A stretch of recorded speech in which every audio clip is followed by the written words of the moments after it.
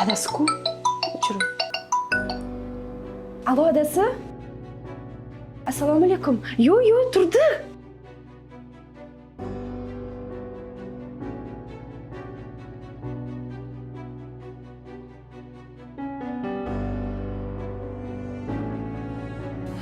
Xo'p, adasi. Xo'p.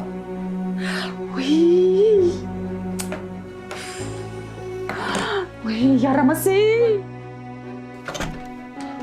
Saida, turmaysanmi, a? Ading telefon qilib rosa urishib berdi. Adingdan qachongacha gap eshitaman? Tur o'rningdan, tur. Ading meni urishib beryapti, tur. Saida.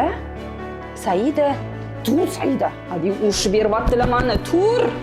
Hassan qiz bo'lganroq, tur. Qachongacha men adingdan gap eshitaman, a? Tur, Saida. Ading urishib beryaptilar meni. Tura qolgin endi. Hassani bir qiz bo'lgan. Oyi, yana bir qiz.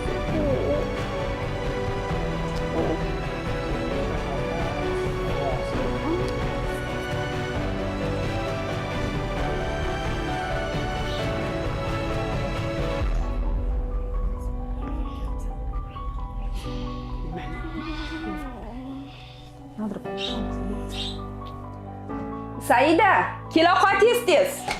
Choyini ich. Bo'la qol, o'tir. Ading chaqiryaptilar. Tezlash. Ma, choyini ich.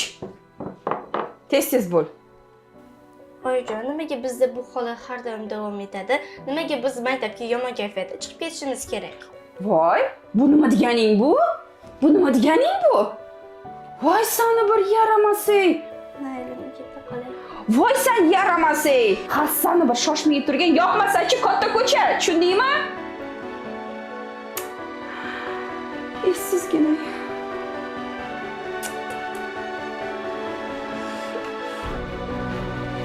Inson hayoti davomida turli xil stressli vaziyatlarga duch keladi. Bir marta, ikki marta bo'lgan stresslar inson organizmiga zarar yetkazmaydi, balki qaysidir ma'noda adrenalin ishlab chiqarishiga yordam beradi. Lekin doimiy tarzda sodir bo'ladigan stressli vaziyatlar insonni bora-bora depressiyaga olib keladi. Quyidagi videolavhamiz bosh qahramonida ham ayni depressiyaning ilk belgilarini ko'rishingiz mumkin.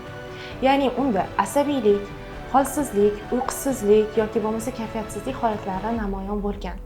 Bosh qahramonimiz Dilyoradagi doimiy tushkun kayfiyat, depressiv holat, kayfiyatning o'zgaruvchanligi, asabiylik uni oila a'zolari, turmush o'rtog'i bilan munosabatlariga salbiy ta'sir o'tkazdi. Dilyora ushbu vaziyatdan chiqishi uchun o'z oldiga aniq maqsad qo'yishi, o'z ustida tinimsiz ishlashi kerak bo'ladi. Agar sizda ham shunga o'xshash depressiv holatlar yoki bo'lmasa stressli vaziyatlar boshingizdan o'tayotgan bo'lsa va undan qanday chiqish haqida ko'proq ma'lumotga ega bo'lmoqchi bo'lsangiz, platformaning depressiya bo'limini tanlashingiz va kerakli ma'lumotlarni olishingiz mumkin bo'ladi.